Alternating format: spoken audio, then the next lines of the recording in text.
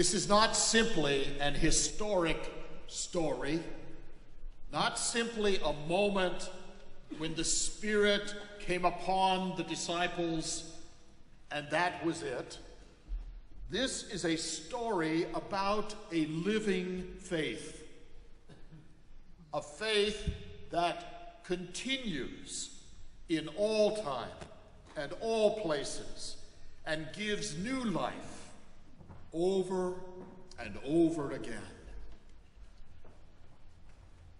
You will recall from the Gospel of John that in that first week after Jesus' resurrection, the gift of the Spirit is given to those who are gathered in the upper room.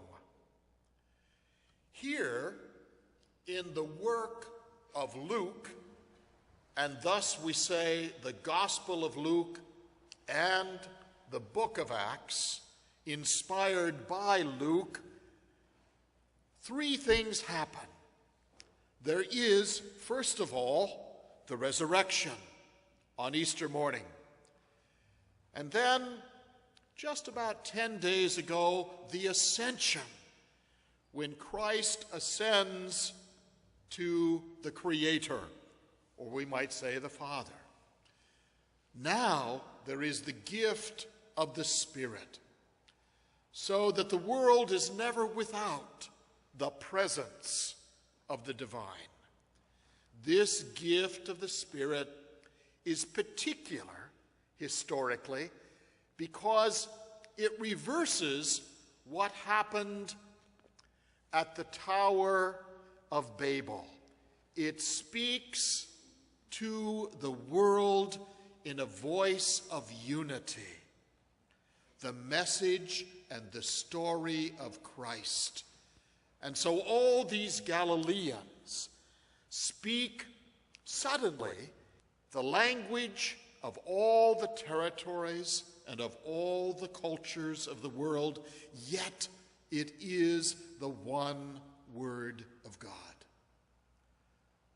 The common language of love that sustains the beauty of peace and harmony for all humankind. But it wasn't just a moment in history. It is a moment that occurs again and again. Today, this is the Sunday prior to Memorial Day weekend. This Sunday and next Sunday, we emphasize the work of the chaplains who serve the armed forces in all the settings where they are around the world.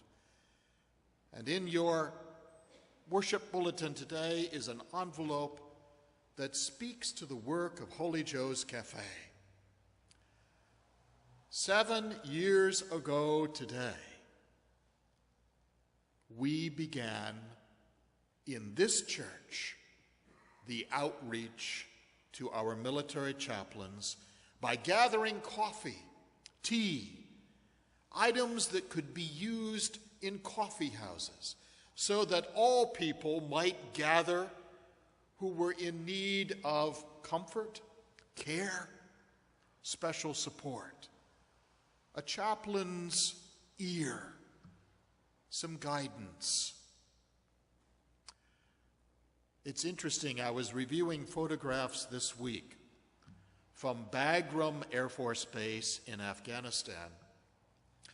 Photographs that are not that old of the Air Force Hospital, major, huge facility there, and Air Force personnel recreating the coffee house next to the chaplain's office in that major medical facility, building countertops and cupboards and this wonderful sign that welcomes all the personnel of the hospital into that place of fellowship and care. And the sign says, "This is Holy Joe's Cafe."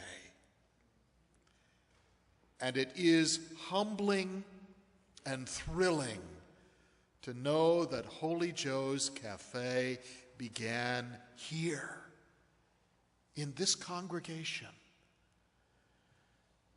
Just within the last month, one of our chaplains attended a major meeting on the West Coast, Castroville, California. And you know that that's in the Central Valley, that great, abundant Central Valley, which produces so many of the vegetables and fruits that we enjoy in this nation. That meeting in Castroville was about charitable giving to assist the work of chaplains.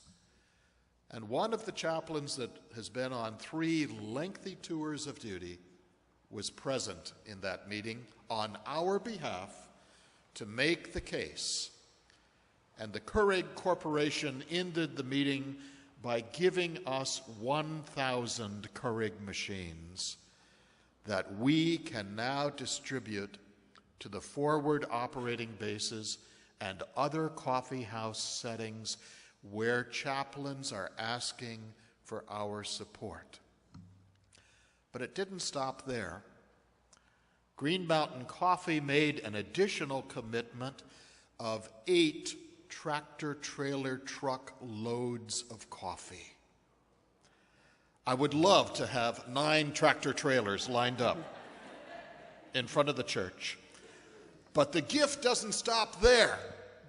Schneider National, a major trucking firm in our nation, has said they will give us the transportation for those 8 loads of coffee if we will pay the transportation for that 1 load of Keurig coffee machines. Guess what? We've said yes. The Spirit is alive. The Spirit, when in our hearts we open ourselves to the need of our brothers and sisters and to caregiving, wonderful things happen. The Spirit lives. Another project that grew out of the desire to do mission in this congregation is the work in Bawa, Cameroon, that's rooted way back and Cameroon is in the west of Africa. Research that was being done at Quinnipiac University and Yale University with regard to parasites and health care and clean water and a need for medical facilities. And you all know that some of our own folk in this congregation have been on site in Cameroon.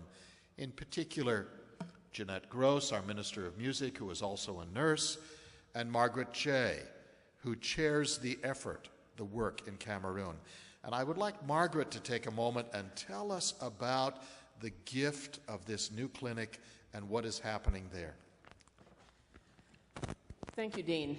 I wished I had brought pictures to have display, but I will in some future weeks have some more thorough sharing of the work that is happening. The Bawa Health Initiative probably goes back only a little bit longer than Holy Joe's Cafe, and it really was born out of a partnership between 2 professors, one who was born in this village in Cameroon, Dr. Blaise Dangy, and Dr. Dennis Richardson, who was at that time a member of this congregation. They approached Dean and myself on a Good Friday, and the rest is somewhat history. I got drawn into a wonderful project to make a difference in the lives of children and families in a rural village in Cameroon. Having visited there, I have some sense of what this work means, because you're talking about a village that gets its water by dipping buckets into streams, that has no electricity, and where families are relatively poor and many cannot afford even the simple health care that would prevent a malaria infection from becoming deadly. We have, over the years of the Bawa Health Initiative, been able to distribute insecticide-treated bed nets to help protect children from malarial infection.